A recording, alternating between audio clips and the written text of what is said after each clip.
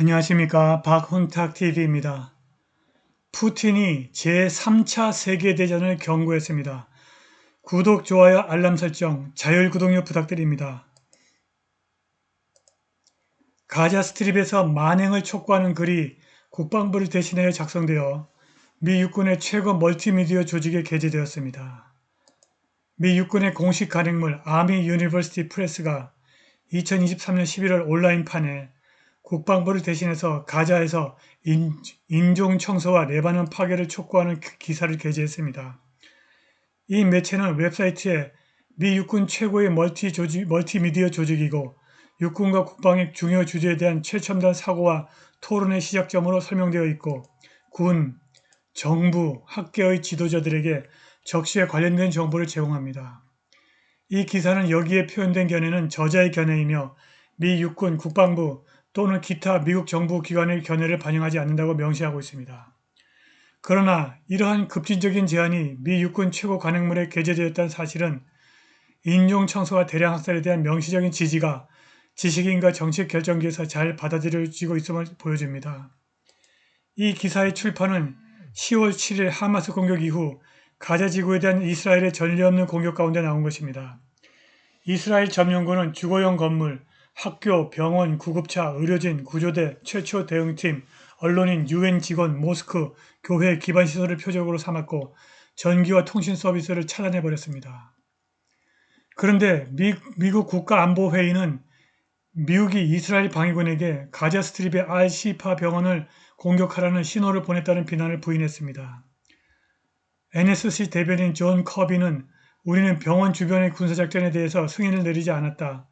이는 우리가 자체 전술작전에 승인을 내리지 않는다는 사실과 유사하다고 말했고 이것은 이스라엘이 계획하고 실행하는 군사작전이다.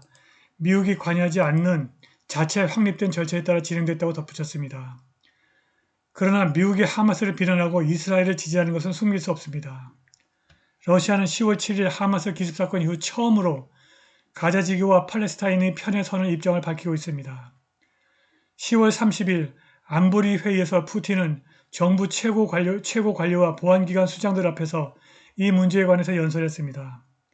푸틴은 폭격을 피해 도망칠 곳도 숨을 곳도 없는 수십만 명의 무고한 사람들이 무차별적으로 살해당하고 있는 가자 지구에서 벌어지고 있는 끔찍한 사건은 정당화할 수 없다고 그의 앞에 있는 최고위 청중과 서방 패권의 정치적 리더십을 포함한 나머지 세계에게 경고했습니다.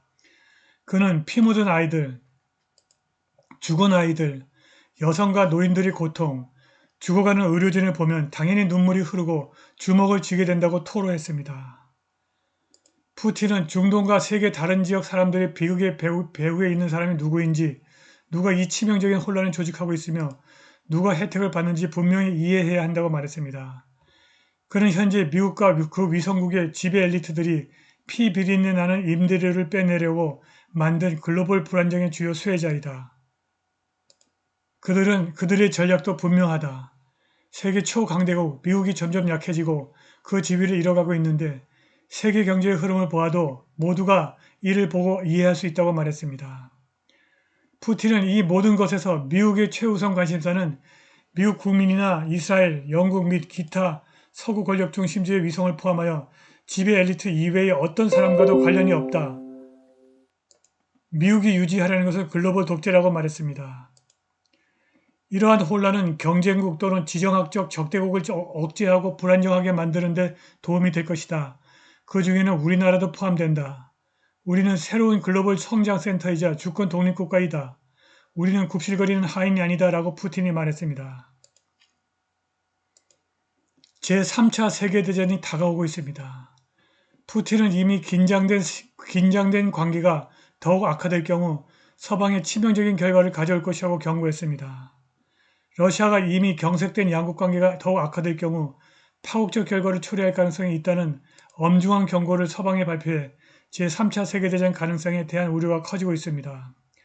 러시아 미국 외교관계 수립 90주년을 맞아 러시아 외무부가 관계의 위태로운 상태를 강조하는 무서운 성명을 발표했습니다. 러시아와 우크라이나 갈등이 3년차로 접어들면서 모스크바는 전장에서 점점 더 절박한 상황에 처하게 되었습니다. 수십억 달러에 달하는 서방 무기가 우크라이나로 유입되면서 러시아의 진격이 둔화되고 긴장이 고조되었습니다. 일부 러시아 정치인과 전문가들은 서방과의 전쟁을 촉구하기도 했습니다. 나토와 러시아의 갈등 가능성이 핵전쟁으로 확대될 것이라는 우려와 함께 파기적인 것으로 간주됩니다. 러시아는 거의 6천 개의 핵탄두를 보유하고 있으며 미국, 영국, 프랑스를 포함한 나토 국가들도 비슷한 숫자를 보유하고 있습니다. 브라질의 저명한 독립 언론인 페페 에스코바르는 러시아와 중국의 군사동맹이 서방 패권을 서아시아에서 몰아낼 수 있다면서 고사를 인용했습니다. 옛날 옛적에 오늘날까지 우크라이나로 알려진 남쪽 대초원의 돈 강가에서 지구상에서 가장 강력한 군대를 이끄는 페르시아의 대왕 다리우스가 수수께끼 같은 메시지를 받았습니다.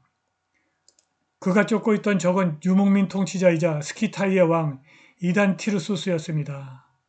스키타이 특사가 새를 데리고 페르시아 진영에 도착했는데 생쥐와 개구리 그리고 5개의 화살을 전달하고 서둘러 떠났습니다. 교활한 다리우스는 이 메시지를 스키타이가 페르시아에게 복종할 준비가 되어 있다고 해석했습니다. 한참 후에 이 메시지의 코드를 깨우친 것은 다리우스의 처남이기도 한 외교정책 수석 자문관 고브리아스였습니다. 페르시아인 여러분, 새가 되어 공중으로 날아오르거나 쥐가 되어 땅에 굴을 파거나 개구리가 되어 호수에 뛰어들지 않는 한 여러분들은 다시는 집에 돌아가지 못하고 이 나라에 머물다가 스키타이 화살에 맞아 죽게 될 것입니다. 에스코바르는 이 이야기가 유라시아 대초원에서 유목민 기마민족의 궁수들과 전쟁을 벌이는 전략적인 악몽을 증명하는 것 같다고 말했으나 그가 하필 이 고사를 인용한 의도는 다른 데 있는 것 같습니다. 다리우스를 쫓아낸 스키타이어 화살은 러시아가 개발한 마하 15에서 28의 다양한 극초음속 미사일을 가리킵니다.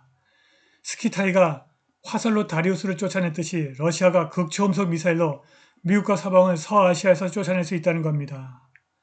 미국은 러시아의 극초음속 미사일을 방어할 능력이 없고 러시아의 새 방공 시스템은 미국의 미사일과 스텔스기를 방어할 수 있다고 알려졌습니다. 러시아 정교회와 미국의 외교정책을 지배하는 네오콘의 서던 베프티스트 처치는 예수의 부활을 믿는 그리스도교이지만 이스라엘에 대한 견해는 전혀 다릅니다. 미국 남부 침례교회는 이스라엘이 야훼 하느님의 적자이기 때문에 요한 묵시록이 계시하는 세상 마지막 날까지 지켜져야 한다고 믿지만 카톨릭과 정교회는 교회가 이스라엘을 대체했기 때문에 이스라엘은 존재할 필요가 없다고 믿습니다. 이스라엘이 가자에서 만행을 지속한다면 이스라엘의 필요성을 인정하지 않는 러시아가 미국도 방어할 수 없는 극초음속 미사일로 이스라엘을 공격할 수 있습니다. 이것이 구약성경 에제키엘, 개신교에서는 에스겔서 38장이 세상 마지막에 벌어진다고 한 곡과 마곡의 전쟁의 시작일지도 모르겠습니다. 성경은 곡과 마곡의 전쟁이 벌어지기 전에 예수가 하느님의 아들이고 부활했다고 믿는 그리스도교 신자들이 공중으로 채워 올려져 예수를 만나는 휴거가 일어난다고 합니다. 휴거를 다룬 영화 레프트 비하인드 시청하시기 바랍니다. 오늘 방송은 여기까지입니다. 감사합니다.